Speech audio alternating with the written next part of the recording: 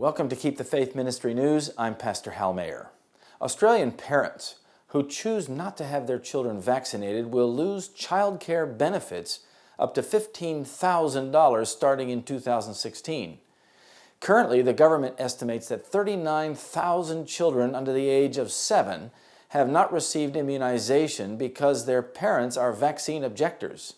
Conscientious objectors who have opted out of vaccinations have more than doubled in the last decade. Social Minister Scott Morrison defended the plan, which is supported by the Australian Medical Association, and said that taxpayers should not have to subsidize parents who choose not to immunize. The overwhelming advice of those in the health profession is that the smart thing and the right thing to do is to immunize your children, Morrison said. Vaccination remains one of the most effective public health measures that we have, AMA President Brian Owler said. Whatever we can do to increase vaccination rates is important. Australian Prime Minister Tony Abbott announced the No Jab, No Pay plan, which has bipartisan support. Owler even said some kids might get punished because of the decision their parents make. But the rest of the community had to be protected, he said, particularly sick people such as those undergoing chemotherapy.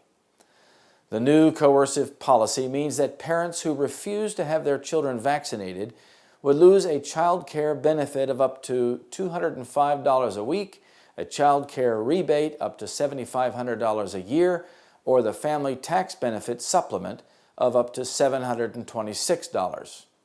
They could lose up to $15,000 a year per child. Children can still be exempted on medical or religious grounds, but Mr. Morrison warned that the religious exemption is very narrow. Opposition leader Bill Shorten said, "I don't accept people just claiming some sort of loose, undefined, conscientious objection not to do the right thing by their children."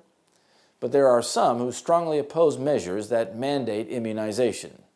Over 3,000 signatures were added in 5 days to a petition opposing the plan, and Change.org has had a lot of feedback as well. "My children, my choice, and not the government's," Rima Hilal wrote. Another woman, Jody Fletcher, states, "I will not put my child at risk from further damage from vaccinations." New South Wales preschools already require vaccinations to enroll children, and Mr. Morrison is hoping other states and territories will also cooperate. Making it difficult to object to immunization is one way governments can remove or restrict liberties, including religious freedom. Social governments that provide a lot of government handouts have a convenient tool to coerce the citizens into doing things they would not otherwise ordinarily do. People who are dependent on the government for health benefits from socialized medicine will inevitably find themselves outside the system if they live by their convictions. This is Keep the Faith Ministry News. Thank you for watching.